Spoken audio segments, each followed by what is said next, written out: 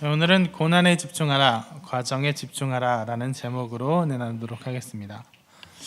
고난이 생기면 우리는 기도합니다. 기도하는 중에 문제가 해결되는 은혜도 경험하고 마음의 평안도 얻습니다. 그런데 어떤 때 보면 기도하는 문제가 해결돼서 은혜를 받는 것 같은데, 좀 좋은 사이클인 것 같은데 사실 진짜로 은혜를 못 받는 때가 있어요.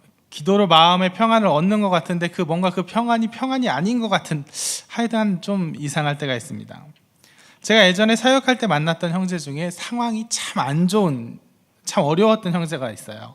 어머니가 암에 걸리시고 집안 재정 형편도 안 좋고 본인도 몸이 좋지 않았고 군대 문제도 걸려 있었습니다. 근데 그 형제가 참, 처음에 제가 볼 때는 참 신실해 보였어요. 그래서 6시에 저희 모임 시간이 6시에 있으면 막 5시나 4시부터 나와서 기도하고 정말 열심히 기도하는 거예요. 그리고 정말 열심히 기도하고 그러고 나서 6시에 딱 만나서 모임을 가지면 그런 문제가 있는 사람처럼 보이지 않게 정말 밝고 쾌활하게 아무렇지도 않은 듯 행동을 하는 겁니다. 그래서 참 형제님 어떻게 그렇게 밝으실 수 있어요? 쾌활하실 수 있어요? 참 대단하십니다. 이게 기도의 힘인가 봅니다 하고 대단하면서 칭찬을 하면서 근데 어머니는 어떠세요? 군대 문제는 잘 해결되어 가시나요? 하고 여쭤봤어요. 그러니까 그냥 똑같습니다. 이렇습니다. 저렇습니다. 하고 설명을 하는데, 설명을 하다 보니 어떻게 얼굴이 점점 어두워지는 거예요. 왜 그러냐고 물으니까 자기 상황이 정말 어렵고 힘들어서 걱정이 된대요, 자기도. 그래서 시도 때도 없이 그 걱정들이 떠올라 괴로운데 기도를 열심히 하다 보면 그냥 다 괜찮아질 것 같고 하나님이 도우실 것 같고, 그래서 그 문제를 잊어버리고 편안해질 수가 있다는 거예요. 그런데 지금 전사님이 물어봐서 대답하다 보니까 그 문제가 떠올라서 다시 마음이 괴로워졌대요. 그래서 지금 기도하러 가야겠대요. 그래서 저랑 얘기하다 말고 기도하러 갔어요. 저는 그걸 보고 이걸 참 뭐라고 해야 될지 기분이 좀 애매하더라고요. 그런데 얼마 지나지 않아서 이 문제들이 정말 놀라울 정도로 잘 해결되긴 했어요. 제법 진행된 제 3기였던가 진행된 상태였던데도 어머니 암이 전혀 전이가 안 되고 잘 수술이 이루어졌고, 재정적인 문제도 나아지고 형제의 군대 문제는 병역 특례 회사에 잘 들어가서 어떻게 진짜 놀라울 정도로 잘 해결됐습니다. 그래서 형제는 참 많은 간증으로 은혜에 감사드립니다 하고 이야기하고 다니고, 주변 사람들도 그 사람들을 참 축하해주고 저게 기도응답의 모습이구나 하고 스스로 마음의 격려도 받았습니다. 저 나름 당시 사준에 비하면 엄청 비싼 선물까지 해가면서 축하를 해줬어요. 근데 그런 일이 있은 지 한 2년쯤 지났을 일이에요. 2년쯤 지나서 어떤 모임에서 여러 사람 모여서 이제 또 기도 제목을 나누는데, 이번에 새로운 어떤 형제가 그 형제랑 비슷한 상황에 처해 있는 거예요.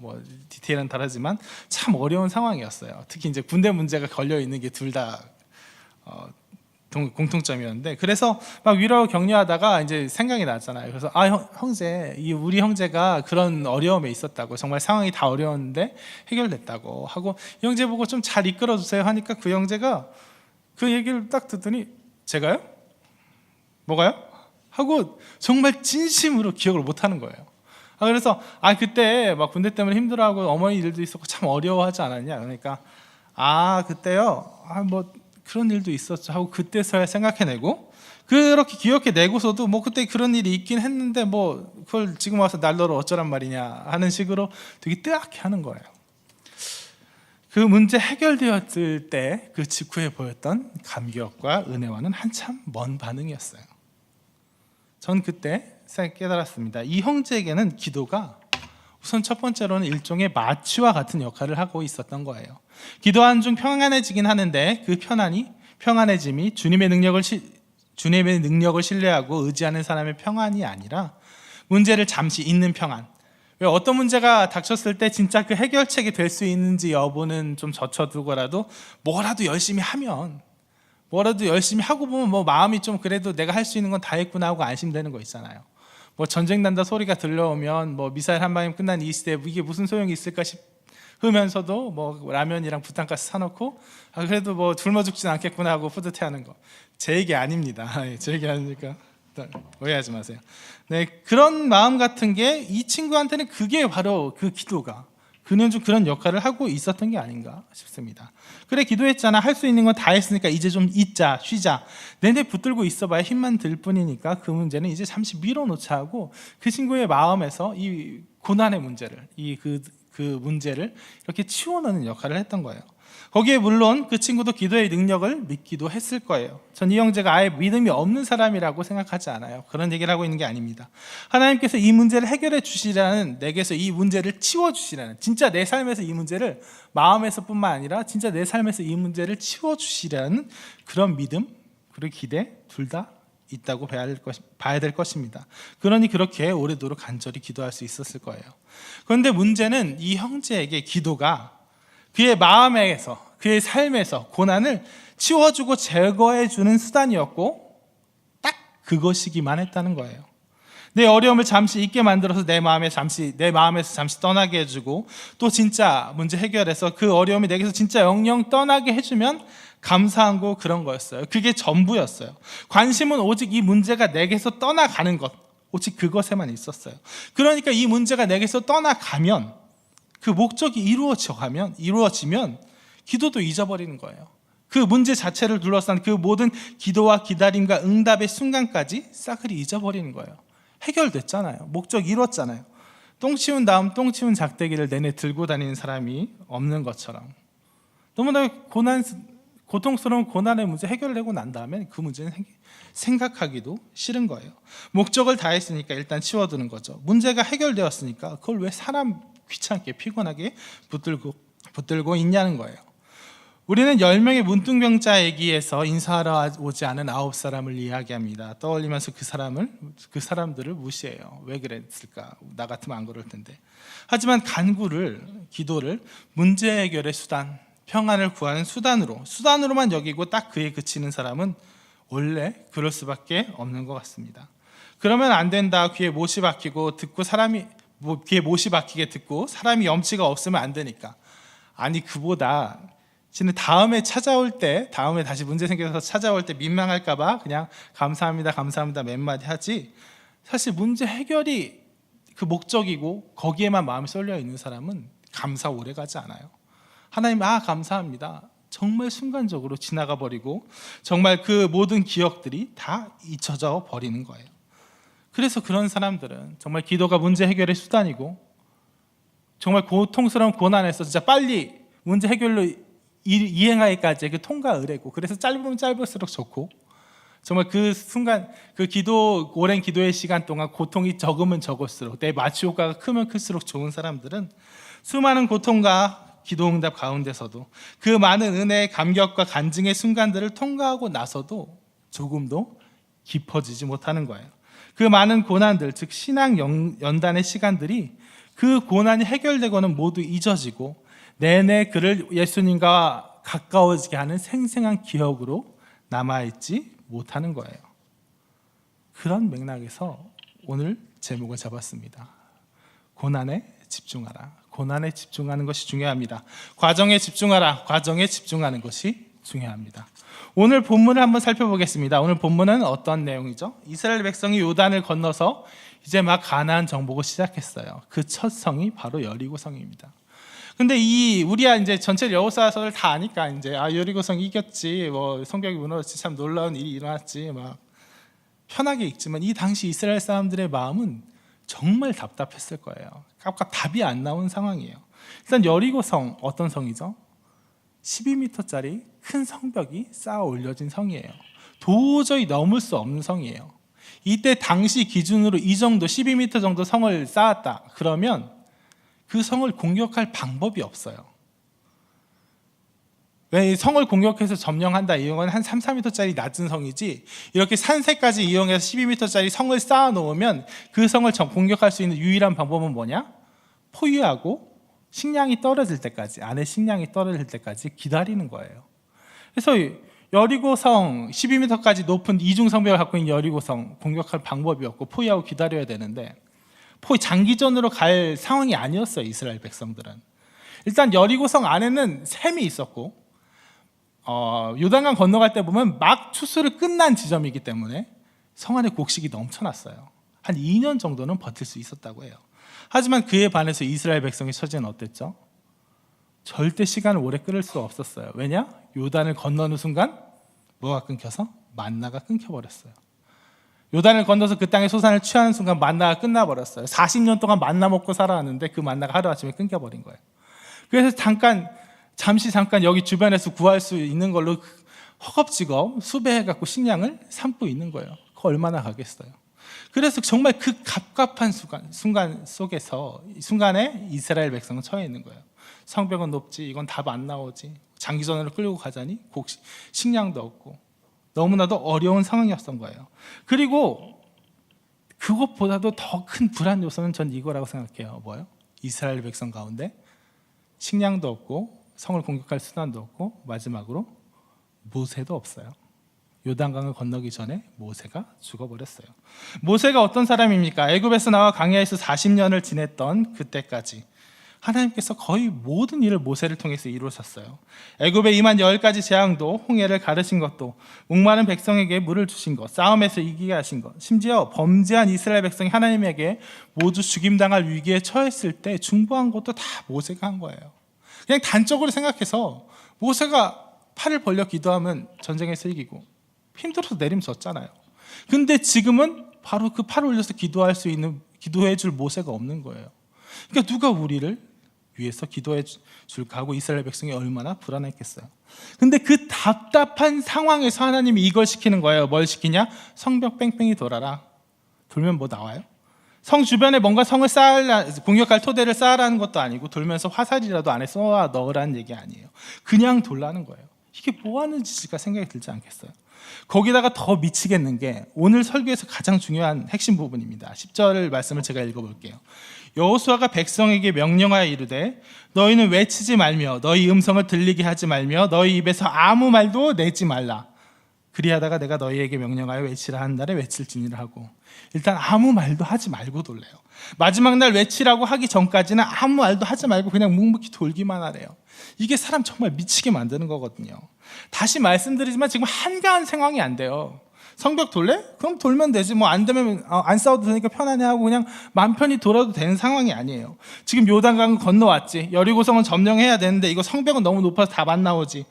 어째 좀 가만히 두고 볼래도 식량은 하루하루 떨어져 가는데 그 항아리 비어가는 그걸 보고 있으면 마음이 바짝바짝 타들어가는데, 이러다가 식량 떨어지면 어떻게 되나? 후퇴해야겠지. 그럼 얘들 또 쫓아올 텐데, 그럼 뭐 굶주리고 지쳐서 완전 박살 날 텐데, 그럼 우리 다 어떻게 되는 건가? 마음 타들어가고 있다니까요. 거기다가 지금 모세도 없어. 우리를 위해 기도해줄 모세도 없어. 모세라면 저 성벽도 어떻게 해줄 것 같은데, 저기 여호수아는 조금 불안한데. 당장 담임 목사님 안 나오시면 저를 보는 시선들이 다 불안하시잖아요. 모세 없을 때 어떻겠어요? 여호수아 보고 얼마나 불안했겠어요. 그런 상황인데 아무 소리 하지 말고 뺑뺑 성벽만 돌라는 거예요. 차라리 뭔가 아무 소리 하지 말고 성벽만 돌라. 차라리 뭔가 얘기라도 할 수 있었으면 되게 간절했을 거예요. 차라리 옆 사람이랑 뭐라도 떠들면서 돌았으면 내가 가진 불안감이랑 이 타는 속을 조금이라도 달랠 수 있었을 거예요.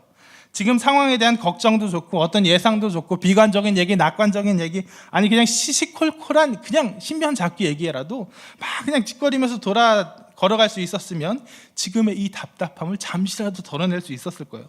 근데 그걸 못하게 하는 거예요. 조용히 두려고. 사람이 말이죠, 입이 말을 안 하기 시작하면 그때부터 뭐가 얘기하기 시작하면 속에서 마음이 떠들어대기 시작해요. 어쩌지? 지금 이 상황 어쩌지? 입을 침묵시키니까 마음속엔 몇 배 더 강한 불안과 근심, 초조로 마음이 바짝바짝 타들어갔을 거예요. 거기다가 그냥 돌게 여리고 사람들이 놔뒀겠어요? 성벽 위에서 저놈들 뭐하나 하고 쳐다보다가 한 바퀴 도네? 두 바퀴 보네? 하다가 좀 긴장해서 보고 있다가 한 세 바퀴째는 빵 터졌을 거예요. 뭐야 저 바보들. 그래서 막 그때부터 떠들어대기 시작했겠죠. 너희들 뭐냐? 왜 왔냐? 안 싸울 거냐? 갈 거냐? 너 얘기 좀 해. 안 싸울 거면 그냥 가든가 뭐 하든가 해. 너희들 뭐 하는 거야? 하고 막 온 갖가지 모욕과 조롱이 그들을 향했을 거예요. 그뿐만 아니라 너희들 이제 끝났어. 너희들 식량 떨어지는 거 알고 있어. 너희 식량 떨어지는 날 우리 나가는 날이야. 너희들 돌아가게 놔둘 줄 알아? 가진 사실에 기초했기 때문에, 그게 사실이기 때문에 부인할 수 없이 더 섬뜩한 위협과 협박도 마구 들려왔을 거예요. 그럴 때마다 이스라엘 백성들은 차라리 욕이나 함께 퍼부으면서 아니다, 우리 할 수 있다, 우리도 생각이 있다, 아니다, 너네 까불지 마라, 이렇게 함께 대거리라도 할 수 있으면 그나마 나았을 텐데 그마저도 하지 못하는 이스라엘 백성들은 마음이 정말 부글부글 타오르다가, 화나서 부글부글 타오르다가 또 무서워서 겁이 나서 차갑게 얼어붙다가 아주 죽을 맛이었을 거예요. 스스로의 무기력이 뼈저리게 느껴지고 현재의 어려움이 너무도 절실하게 느껴졌을 거예요. 그렇게 이스라엘 백성들이 침묵으로 정말 아무 말도 하지 않고 여리고성 성벽을 도는 그 시간은 정말 자기의 무력함을 뼈저리게 경험하고 자기가 지금 현재 당한 고난에, 이 고난의 문제의 어려움에 최고로 집중하게 되는 그런 시간이었을 거예요. 그리고 그렇게 불안감에, 근심 걱정에 머리가 아파서 정말 이리저리 불안스레 흔들리던 그들의 시선이 이내 어디 가서 멎었을까요? 이내 어떤 것을 구했을까요? 그것은 그들의 시선은 이내 한 곳, 그들의 대열의 한가운데로 향했을 거예요. 그들의 대열 한가운데 뭐가 있었죠? 모두가 침묵하고 있는 가운데 유일하게 들리는 소리, 나팔을 불며 행진하는 제사장들과 그들 사이에 있는 언약궤, 여호와의 궤가 거기 있었을 거예요. 바로 거기 가서 그들의 시선이 멎었을 거예요. 하나님께서 우리와 함께 계시다라는 증거물이 담긴 그 하나님의 거룩한 궤에 시선이 멎었을 거예요. 그래, 이길 거야, 이 문제가 해결될 거야, 하나님이 우리와 함께 하시잖아. 그 증거물들이 바로 저기에 있잖아. 저 언약궤를 앞세우고 우리 요단강도 건너지 않았나. 물들이, 그래, 하나님께서 하실 거야. 상황이 너무나도 어렵고 우린 너무나도 무기력하고 하다못해 모세도 없지만 그래, 하나님께서 하실 거야. 상황의 어려움과 무력함이 뼈저리게 느껴지는 가운데 그들이 의지할 것은 오직 하나님의 언약뿐임을, 하나님의 인도함뿐임을 생각하게 되었을 거예요.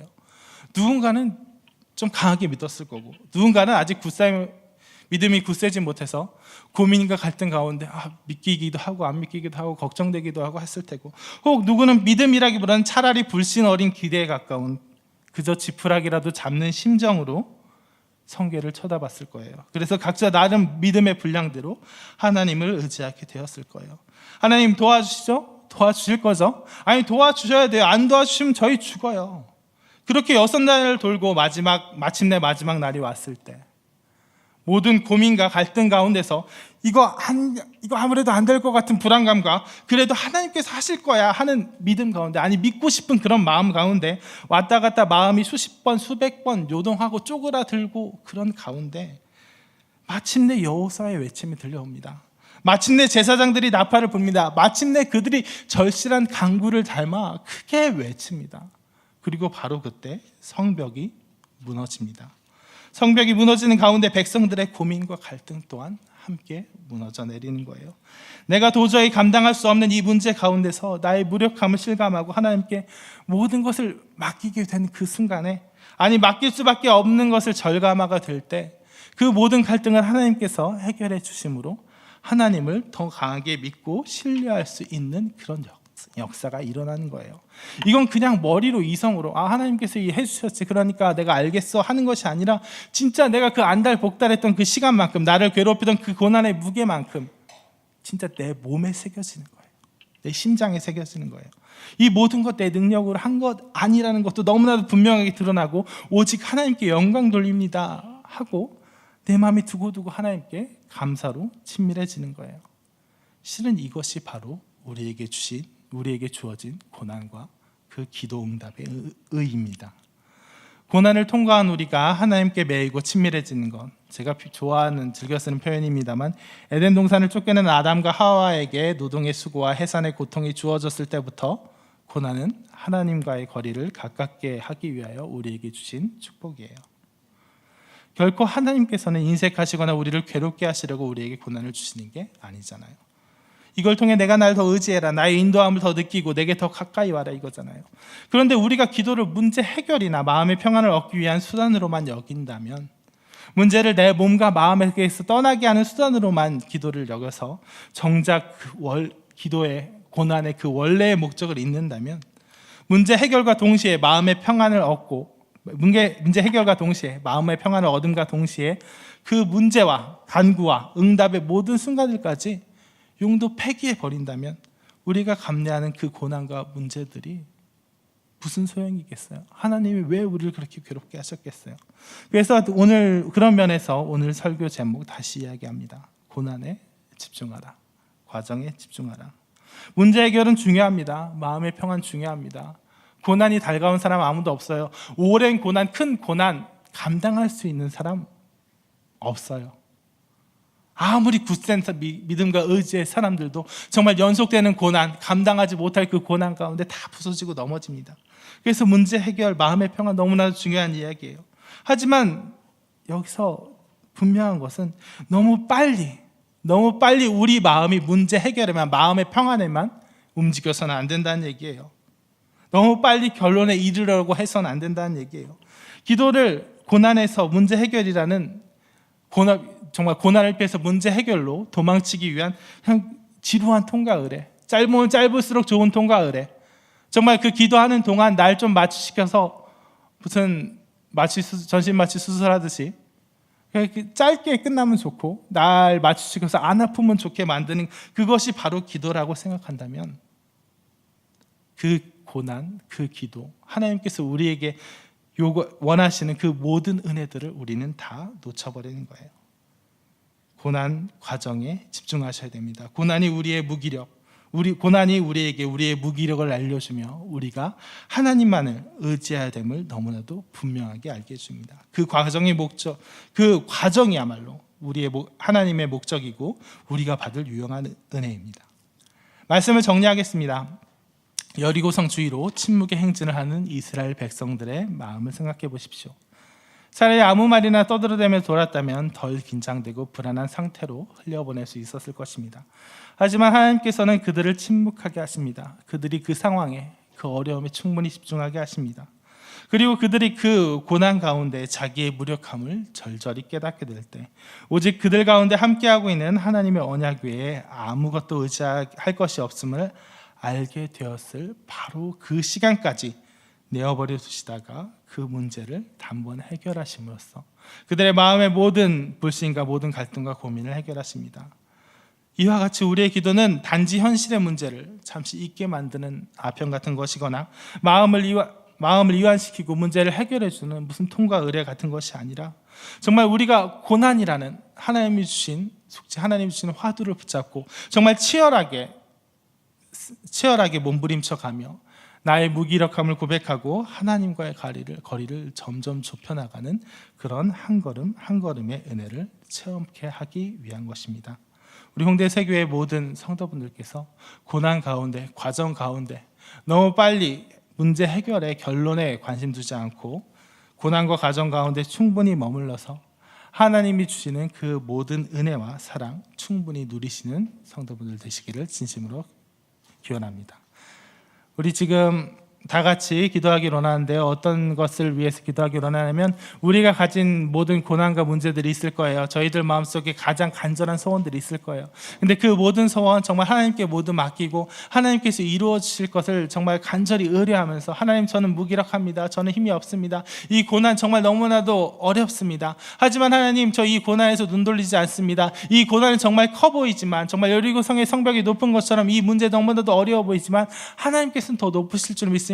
하나님께서 나에게 이 고난 가운데 내버려 두시는 것은 정말 팔이 짧아서도 아니고 인색해서도 아니고 정말 이 고난 가운데 내가 하나님을 간절히 붙드는 그 손길을 하나님께서 길러주고 싶으신 거라는 것 내가 알고 있습니다 하고 정말 내 모든 상황과 문제를 하나님께 아뢰고 하나님과 그 고난을 통해 하나님과 더 가까워지기를 구하는 기도 다 같이 드리시겠습니다.